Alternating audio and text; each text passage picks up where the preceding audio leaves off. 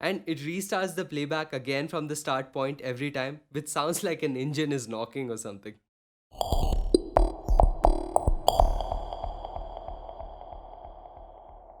Hey guys, it's Convolva here, and today we're going to talk about dub delay risers.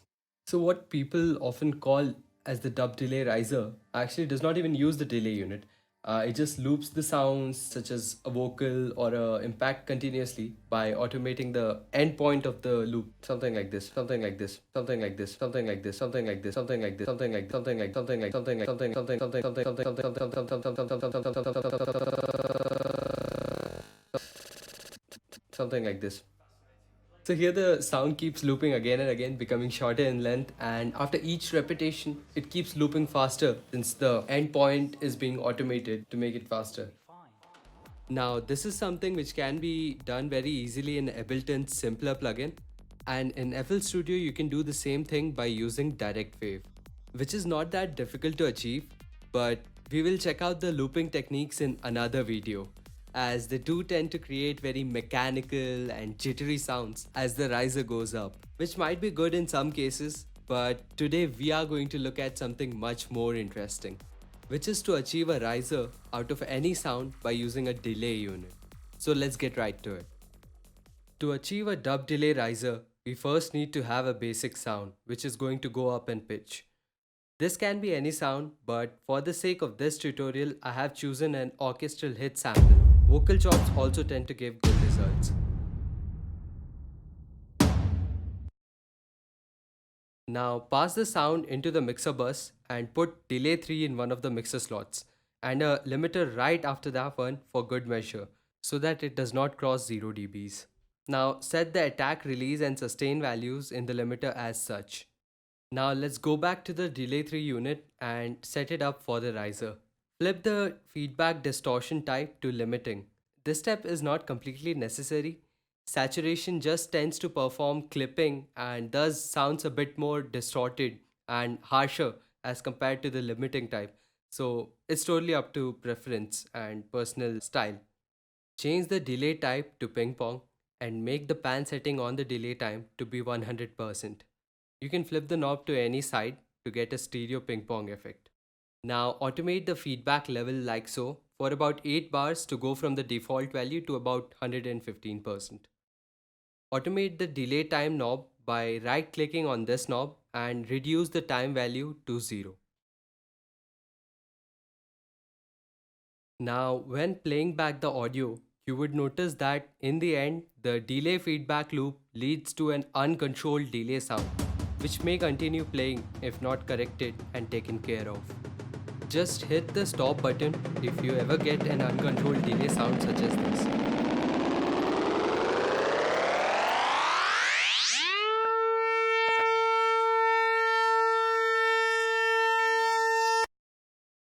But to avoid these issues, all you need to do is automate the output wet knob on the delay 3 like so. This will make sure that the delay 3 stops outputting the sound outside the region where you want it to output. One important thing to note is that this makes the output wet signal to be 0 in volume. However, as far as the actual signal flow is concerned, the signal is still there and active, which means that even after playing this section, the delay 3 unit is still active and is still using your computer's resources even though you cannot hear it. You can confirm this and hear it again by making the output level go back from 0 to 100% in the automation.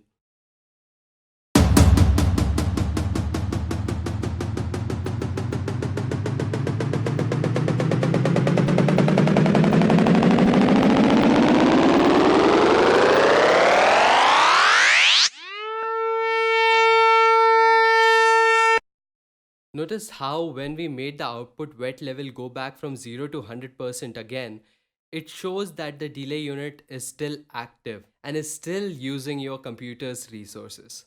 So to avoid this issue, just make the feedback level go back to 0 as well, so that there is no wet signal that the delay 3 unit could possibly have, which saves some resources and optimizes the project a little bit more. It's like smart disable, but the only thing is that you are actively disabling it yourself, giving yourself the full control over the plugin. You can go one step further in the optimization by initializing the feedback and the output wet level to be set to 0 so that they are only active in these sections. Just make the knob go to 0 and hit init song with this position.